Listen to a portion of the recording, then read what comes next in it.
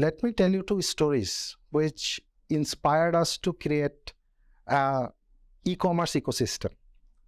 And for these stories to be elaborated, let us think about the e-commerce game, 5 or 6 years back. It was almost impossible to imagine a rural citizen to order something online and get that product delivered, at their doorstep. The story starts with this young girl called Jui. Jui lives in the Chor area of northern Bangladesh. A Chor is kind of an island within a vast river. Now, Jui doesn't have a father, and Jui lives with her grandparents, right? A grandmother, to be exact. And her mother actually lives abroad as a migrant worker, just like millions of migrant workers, migrant Bangladeshis living abroad. Now, her mother used to send her money for Eid, which is a large cultural festivity for this part of the world. And for Jui to use that money to buy a new cloth for her, for a new dress for her, it was a daunting task because Jui had to travel very far to the next town maybe, and there was nobody to take her. And Jui didn't have a platform which she could use to go online and choose a product. And a similar story on the southern part of the country, another young girl who was battling out of her own child marriage. She decided to educate herself. She became a graduate, wanted to become an entrepreneur. She became an entrepreneur for local produced goods. And she wanted to help not only herself, but also girls around her. All she was lacking was a medium which could let her connect with buyers outside of her locality so that she could stand on a stronger financial footing.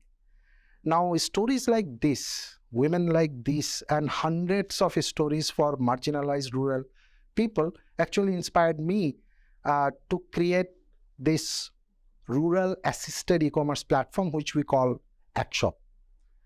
Now, I traveled around the whole country trying to find out why these rural communities are not taking advantage of this online platform we call e-commerce. We have seen technological advancements all across the globe, how e-commerce has transformed how people react, transact with each other.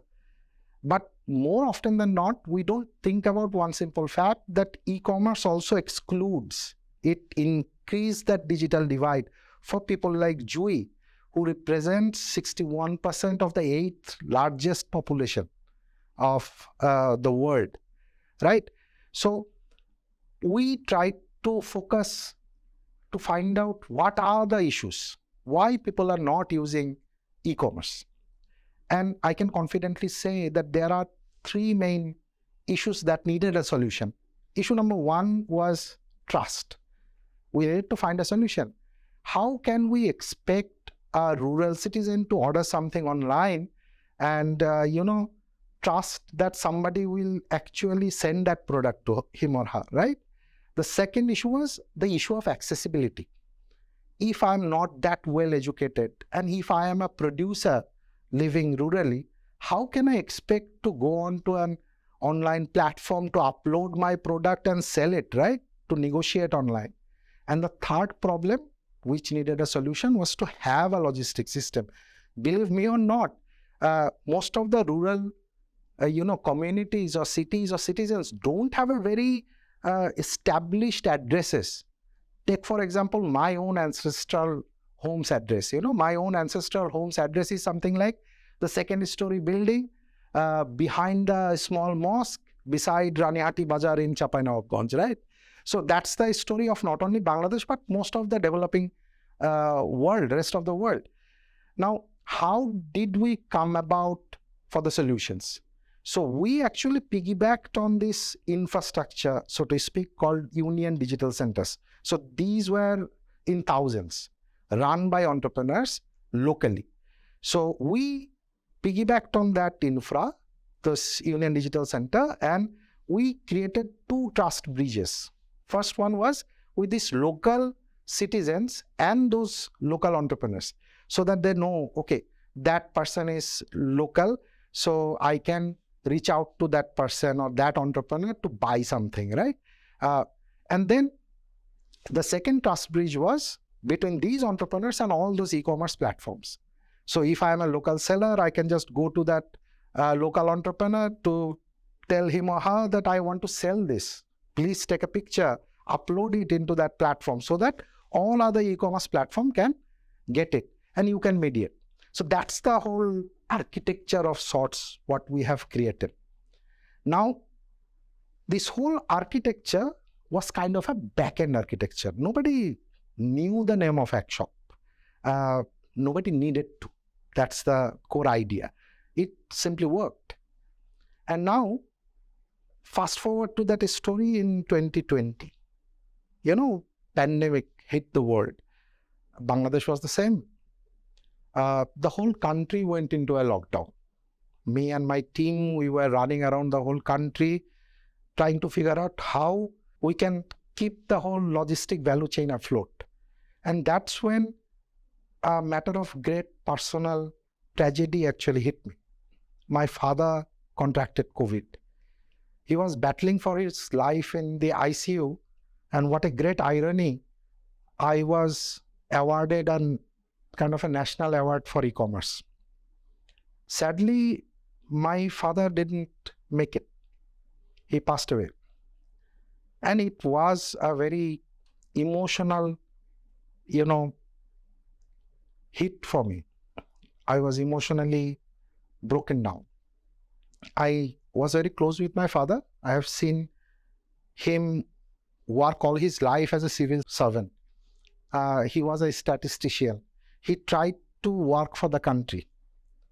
So I looked inward. I tried to find strength. I tried to convert this grief into a personal strength for me. We hunkered down with my team.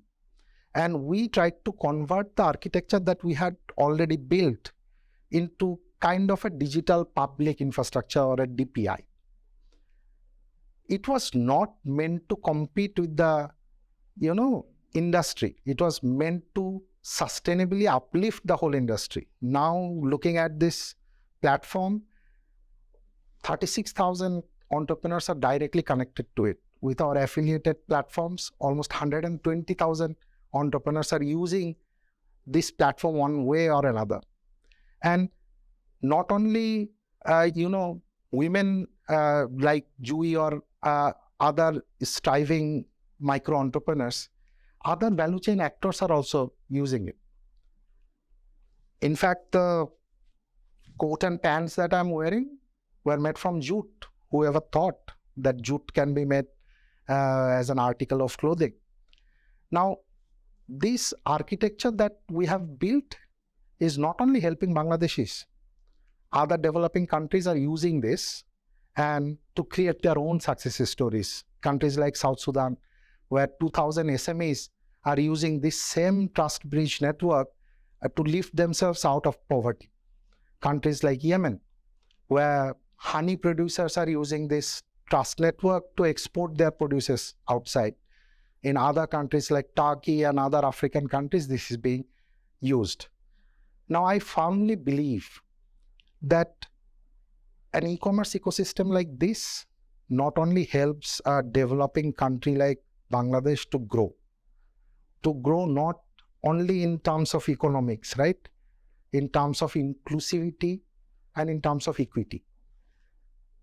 And I truly believe that these kind of platforms will not only help a country's economy, but very importantly, it will act as a connectivity bridge.